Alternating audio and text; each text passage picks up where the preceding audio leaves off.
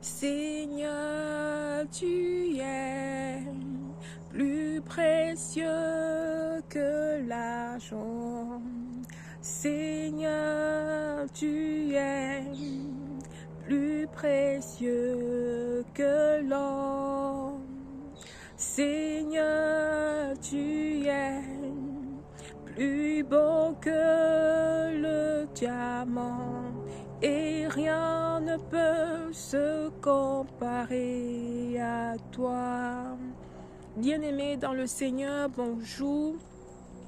Je rends grâce à l'Éternel Dieu Tout-Puissant pour cette nouvelle saison d'automne qui commence ce dimanche 21 septembre et pour ce privilège qui me donne encore aujourd'hui de venir partager avec vous un message d'exhortation sur le même thème.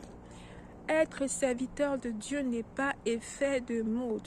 Cette exhortation prend appui dans la parole de Dieu, dans le livre de Jérémie chapitre 7, verset 3, là où il est écrit « Ainsi parle l'Éternel des armées, le Dieu d'Israël, reformez vos voies et vos œuvres, et je vous laisserai demeurer dans ce lieu. » Le lieu dont il est question, c'est la maison de l'Éternel. Être serviteur de Dieu, c'est être serviteur de tous.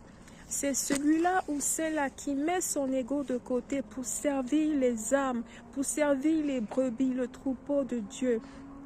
C'est celui-là ou celle-là qui ne se relâche pas dans l'œuvre de Dieu par rapport aux épreuves et aux circonstances diverses de la vie. C'est celui-là qui rassemble le troupeau de Dieu. Il n'est pas là pour disperser.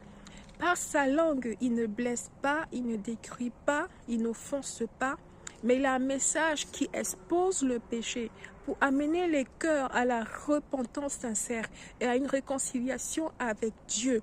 C'est celui-là ou celle-là qui va avoir un message de la part de Dieu qui guérit les âmes, qui apporte la restauration et qui fait grandir l'œuvre de Dieu.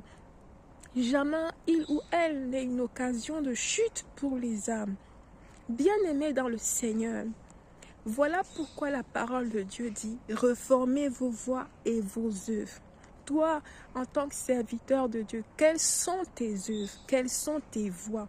Toi qui te tiens dans ce lieu, l'Éternel dit « Lorsque nous réformons nos voies et nos œuvres, il nous laissera demeurer dans ce lieu ».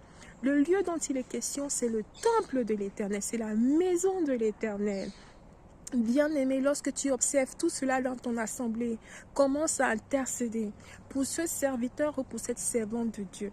Que l'Éternel Dieu dispose nos cœurs à intercéder davantage pour les serviteurs et les servantes de Dieu.